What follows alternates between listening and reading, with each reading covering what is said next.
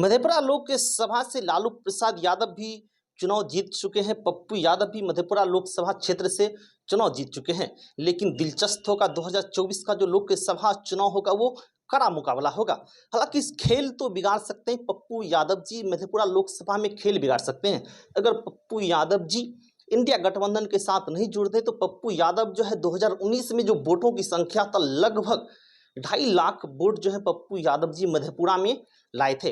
आप इस बात से मंथन कर सकते हैं, आप इस बात से समझ सकते हैं, अगर किसी लोकसभा क्षेत्र में 10 से 12 लाख की वोटरों की संख्या होती है, अगर 2.5 से 3 लाख वोट पप्पू यादव वहां से काटने में सक्षम हो जाते हैं तो आप इस बात से समझ सकते हैं कि 10 में से 3 माइनस हो जाता तो 7 लाख जो है वो वोट बचता है। तो खेल यहाँ पे कह सकते हैं कि 50-50 है। लेकिन इंडिया गठबंधन अगर कोई खेल बिगाड़ सकते हैं तो पप्पू यादव जो है इंडिया गठबंधन के खेल को बिगाड़ने में सक्षम हो सकते हैं। आप मधेपुरा से जस्ट बगल पूर्णिया चले जाइए। पूर्णिया में पप्पू यादव जो है वो डेरा जमाए हुए हैं कि यहाँ से हम चुनाव जो है लड़ेंगे ही लड़ेंगे।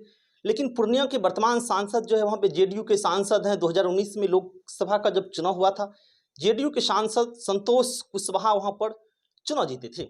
लेकिन 2024 की हालात हवाएं कुछ और कह रही है, क्योंकि पप्पू यादव वहाँ डेरा अगर जमाए हुए हैं, पप्पू यादव का वहाँ घर है, तो कहीं ना कहीं कुछ बात में बात है, कुछ बात बनेगी और कुछ बात बिगड़ेगी भी।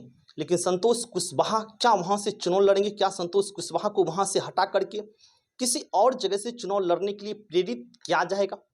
क्या इंडिया गठबंधन जो है पप्पू यादव को अपने साथ ला सकते हैं? नहीं तो साफ साफ ये तो पता चल रहा है कि इंडिया गठबंधन पूर्णिया से नहीं जीत सकते हैं। पप्पू यादव उनका खेल बिगाड़ देंगे।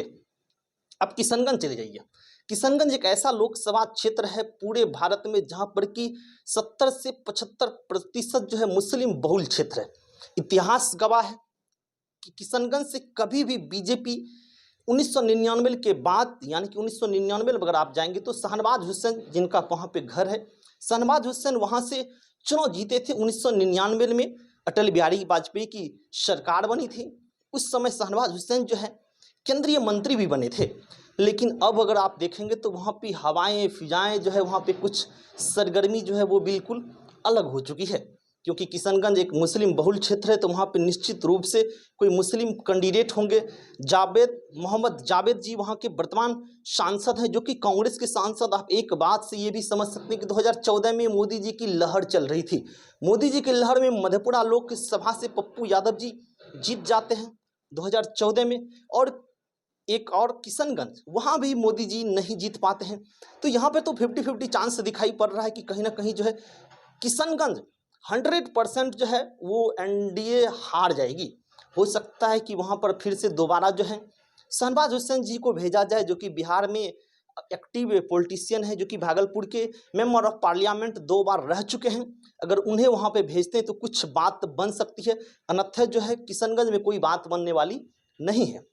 अब हम आपको लेकर आते हैं किशनगंज से सटे अररिया में। अररिया भी एक ऐसा लोकसभा क्षेत्र है जहाँ पर कि मुस्लिम बहुत क्षेत्र जो है वो ज़्यादा है।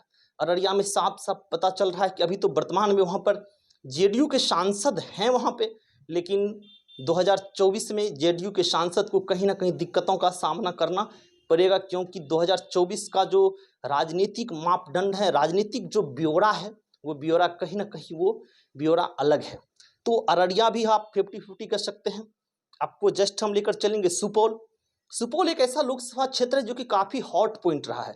सुपौल से ही पप्पू यादव की पत्नी रंजिता रंजन जो है चुनाव जीती भी है, और सुपौल से ही पप्पू यादव की पत्नी रंजिता रंजन जो है वो चुनाव हारे भी हैं। 2019 में जब लोकसभा का चुनाव हुआ था तो दिलेश्वर कामत जो है वहाँ के सांसद बने और कई लाख वोट से रंजिता रंजन को हराए थे। हालांकि अभी वर्तमान स्थिति यह है कि रंजिता रंजन जो है वो राज्यसभा की सदस्य हैं। छत्तीसगढ़ से कांग्रेस उसे राज्यसभा के सदस्य के लिए भेज दिए गए हैं। लेकिन जब 2024 में लोकसभा का चुनाव होगा तो यहाँ से रंजिता रंजन जीत सकते हैं। अब हम आपको लेकर आते हैं सीवान। जो भी हम लोकसभा क्षेत्र का परिकल्पना कर रहे हैं, एक वैसा लोकसभा क्षेत्र है जहाँ पर इंडिया गठबंधन आगे हो सकती है, इंडिया गठबंधन जो है वहाँ पे जीत सकती है। सीवान लोकसभा में 100% जो है आरजेडी जीत सकती है, क्योंकि सीवान शहाबुद्दीन साहब के नाम से जाने जाते हैं। तो आप वो शहाबुद्दीन जो 2 बार सांसद बन चुके हैं, वो शहाबुद्दीन जो 3 बार विधायक रहे हैं, वो बाहुबली रहे हैं, उनके सिक्का चलता था। शहाबुद्दीन मोहम्मद शहाबुद्दीन साहब का सिक्का चलता था सीवान में। लेकिन आपको भी पता होगा कि शहाबुद्दीन साहब किस प्रकार के व्यक्ति थे, किस प्रकार से क्राइम को बढ़ावा देते थे। लेकिन अब शहाबुद्दीन साहब की मृत्यु हो जाने के बाद जो है आप देखेंगे, जब शहाबुद्दीन हुसैन जेल में थे तो उस समय भी उनकी पत्नी को टिकट दिया गया था, 2 बार टिकट दिया गया था, 2014 में, 2019 में टिकट दिया गया था। लेकिन शहाबुद्दीन साहब की पत्नी हार गई थी। और ये भी बता दें, शहाबुद्दीन हुसैन को जो जेल की सज़ा हुआ था, उन्हें उम्र कैद की सज़ा हुआ था। उम्र कैद सज़ा होने के बावजूद वो जेल से अपना सिक्का चलाते रहते थे। कोई उसे सीवान में हाथ नहीं मिलाते थे, डर से कि क्या हो सकता है, क्या नहीं हो सकता है। हालांकि अब जो है आरजेडी पार्टी से शहाबुद्दीन साहब की बनती नहीं है, ना उसकी पत्नी की बनती है, ना शहाबुद्दीन साहब के बेटा ओसामा साहब का बनता है। तो कहीं ना कहीं टिकट किसी मुस्लिम कैंडिडेट को देंगे तो सीवान से जीत सकते हैं। खगड़िया लोकसभा में हमेशा जो है वो हॉट पॉइंट रहा है, क्योंकि खगड़िया लोकसभा की वर्तमान स्थिति को आप जानने की कोशिश करेंगे तो 2014 में महमूद केसर अली बने, जो कि सिमरी बख्तियारपुर के रहने वाले हैं। उनके बेटे जो हैं आरजेडी के विधायक हैं। और 2019 में भी केसर अली एलजेपी के टिकट पे चुनाव जीते थे। लेकिन इस बार जो है केसर अली जो है वो चुनाव हार सकते हैं, क्योंकि आपको बता दें कि जानकारी के लिए बिहार में 6.5% पासवान जाति की वोटर है। खगड़िया अनुसूचित जनजाति में भी नहीं है, लेकिन वहां से कई बार जो है एलजेपी के सांसद बने हैं। और जिस प्रकार से वर्तमान स्थिति की हालात है, चाचा भतीजा के साथ जिस प्रकार से एक महायुद्ध छिड़ा हुआ है, तो कहीं ना कहीं पासवान वोटरों की संख्या 2 भाग में चली जाती है। इस अनुसार से अगर खगड़िया से मनोहर यादव या कृष्ण यादव जी को टिकट देते हैं तो शायद ये यहाँ से चुनाव जो है जीत सकते हैं।